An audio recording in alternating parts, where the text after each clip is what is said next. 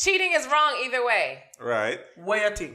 And I feel like women not allow, but I feel like women just always say, oh, that's what men do. Like, you know, they're known for cheating. And I feel like sometimes women just kind of like, oh, that's what men do and just rub it off. But I think if women hold men more accountable for cheating, that they would see that it's wrong and they shouldn't be doing it.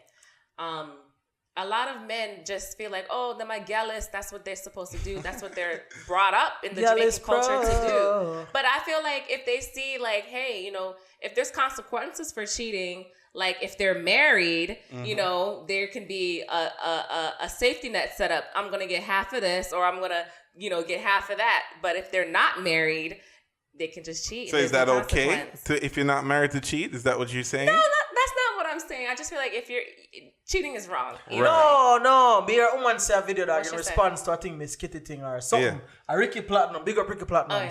On the page, a woman say, yo, until you're married, you're single. See, well, people always... A woman said that. I understand that, but I'm not believing that because that's where the disrespect come in. Because if a girl tell me that... Fox. You see me? Yeah. Say, like, if my girl come tell me, say, oh, we're not married, so she's single, therefore she'll do what she wants. No, she have to go. Well, right away. All right. Because I'm married, I can say... Put out your single... Give me the ring. Give me a ring on top.